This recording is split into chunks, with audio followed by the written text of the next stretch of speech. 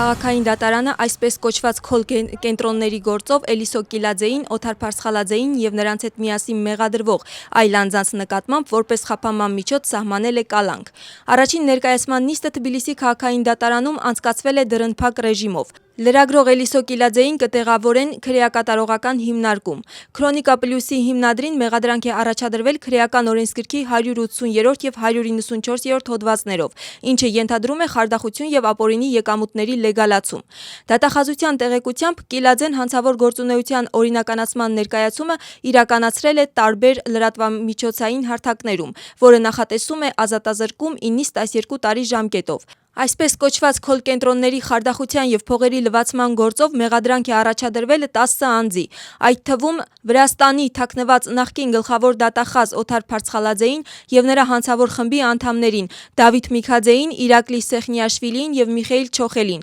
եւ մեկ այլ քրեական գործով պատիժը կրող եւ քրեակատարողական հիմնարկում գտնվող Գեորգի Միքաձեին։ Ուժեղ Վրաստանը Լելոն քաղաքական ծրագրերի վերաբերյալ հայտարարություն է տարածում, որտեղ նշվում է, որ Լելոն կշարունակի դիրքավորվել որպես անկախ քաղաքական սուբյեկտ, քանի որ համակարգային միավորման ձևաչափի վերաբերյալ ժողովրդավարական ուժերի նկատմամբ բազմաթիվ առաջարկների այդ միավորումը չկայացավ, ինչի հետևանքով ամբողջ ընդդիմադիր սպեկտրի նկատմամբ տուժեց հասարակության վստահությունը։ Գեորգի Գախարիայի թիմի անդամներին Լելոյի այս դիրքորոշումը չի զարմացրել եւ նրանց հետ զրույցի համար նրանք պատրաստ են։ Ինչ վերաբերում է իշխող թիմին, ապա վրացական երազանքում Խազարաձե Ջափարիձեի կուսակցությունը ընկալում են որպես դեստրուկտիվ քաղաքական ուժ եւ նրանց քաղաքական ծրագրերին նայում են սկեպտիկորեն։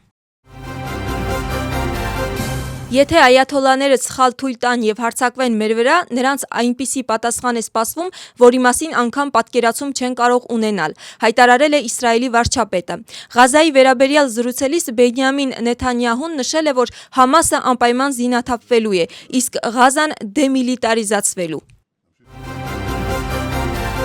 Թուրքիան ցանկանում է, որ Ամերիկան եւ Իրանը իրական բանակցությունների միջոցով հասնեն համաձայնության, առանց ռազմական գործողության կամ պատերազմի, հայտարարել է Թուրքիայի արտաքին գործերի նախարարը։ Հաքամ Ֆիդանի խոսքով օմանցի միջնորդի Միացյալ Նահանգների եւ Իրանի հետ զրույցից հետո կարծում է, որ կողմերը աննախադեպ դրական ազդակներ են տալիս, հատկապես որոշ կոնկրետ հարցերում առաջընթացի տեսանկյունից։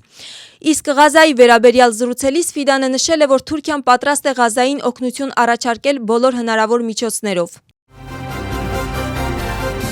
Վիկտոր Օրբանը հունգարացի ժողովրդի անունից շնորհակալություն է հայտնում Դոնալդ Թրամփին աշխարհում խաղաղություն հաստատելու ջանքերի համար։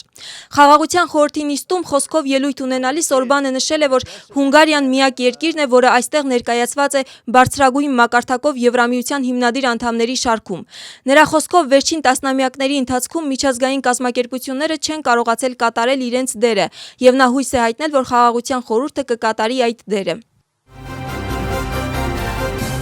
Աբխազիայի ինքնավար հանրապետության կառավարական պատվիրակությունը աշխատանքային այցով գտնվում է Պալերմոյում։ Այցի շրջանակներում Աբխազիայի ինքնավար հանրապետության կրթության եւ մշակույթի նախարարը պատվիրակության անդամների հետ միասին այցելել է Պալերմոյի պատմական գրադարան, որտեղ պահպանվում են 17-րդ դարի Վրաստանի պատմությունը ներկայացնող եզակի նյութեր։ Գրադարանում պահվում է իտալացի միսիոներ եւ նկարիչ Քրիստոֆորո դե Կաստելիի արխիվը, որը համարվում է 17-րդ դարի Վրաստանի վերաբերյալ ամենահամապարփակ եւ տեսանելի վավերագրական աղբյուրներից մեկը։